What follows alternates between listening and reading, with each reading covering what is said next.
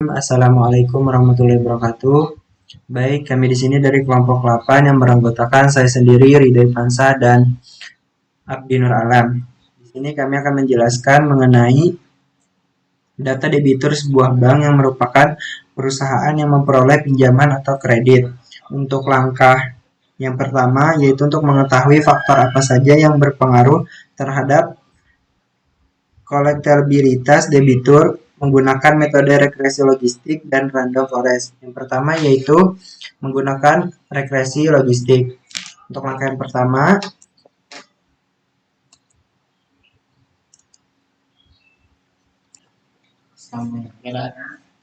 untuk melihat ringkasan semua datanya, kita klik summary terlebih dahulu untuk melihat pengaruh dengan menggunakan metode regresi logistik, yaitu dengan cara kita membuat model prediktifnya. Kita Ctrl Enter pada model prediktif, Enter. Adapun outputnya yaitu untuk variabel dapat kita berikan yang pertama itu X1 rasio profit terhadap aset, X2 plafon kredit per total aset, X3 rasio hutang terhadap aset, X4 total sales per total aset, X5 tingkat suku bunga kredit, X6 rasio plafon kredit, X7 jangka waktu kredit, X8 sektor ekonomi, X9 rasio working capital terhadap aset, X10 rasio earnings terhadap aset, X11 rasio book volume terhadap liabilitas, X12 jangka waktu kredit, X13 jenis jaminan. Dari output di atas dapat kita lihat variabel residence durasi yang tidak signifikan memberikan pengaruh terhadap variabel target kelas. Untuk intervensinya variabel, misal untuk variabel duration, setiap perubahan satu unit pada duration akan mengakibatkan logout dari kelas atau good ke bad akan menurun. Artinya semakin lama durasinya, perusahaan yang memperoleh pinjaman atau kredit tersebut akan semakin beresiko. Akan dijelaskan oleh saudara Abdi Nur Alam. Baik, selanjutnya saya akan melanjutkan materi yang telah disampaikan oleh teman saya yaitu Ridho Fansa. Selanjutnya itu untuk memprediksi data baru dengan menggunakan metode klasifikasi random forest. Untuk memprediksi data baru menggunakan klasifikasi random forest, maka sintaknya dapat dilihat sebagai berikut. Ctrl Enter. Selanjutnya itu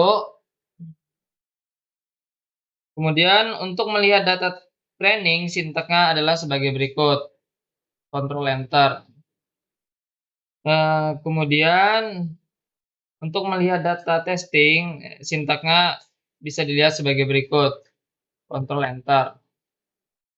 Selanjutnya itu untuk melihat banyaknya observasi data training. Ctrl Enter.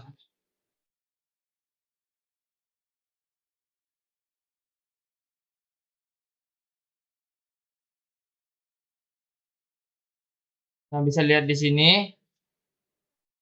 Untuk hasilnya data training adalah 9.968. Kemudian untuk melihat banyaknya observasi data testing. Ctrl Enter.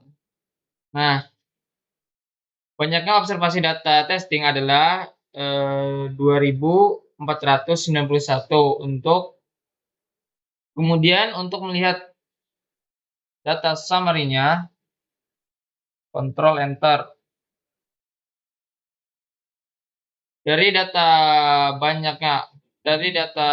bank kolektabilitas untuk good-nya itu 12.145, sedangkan bad-nya itu 314. Maka dari data tersebut dapat dilihat bahwa data yang good adalah 12.145, sedangkan data yang bad-nya itu sebanyak 314. Kemudian kategori kelas pada variabel Y kolektabilitas maka dilakukannya underscaling.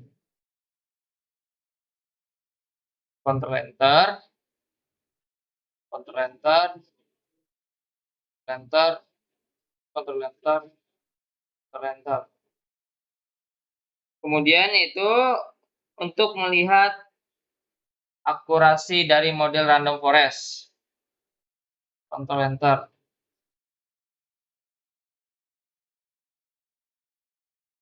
Nah, bisa dilihat di sini.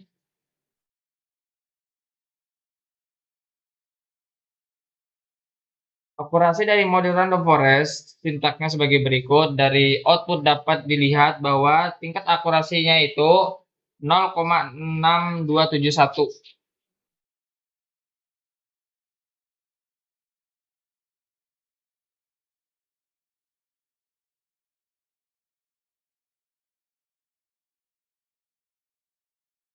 Kemudian yaitu melihat view untuk melihat data bank 02.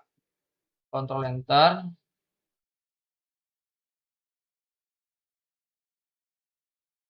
Nah, ini bisa dilihat untuk view bank data 2-nya. Kemudian yaitu melihat new row. New row itu adalah jumlah baris pada data. Ctrl Enter.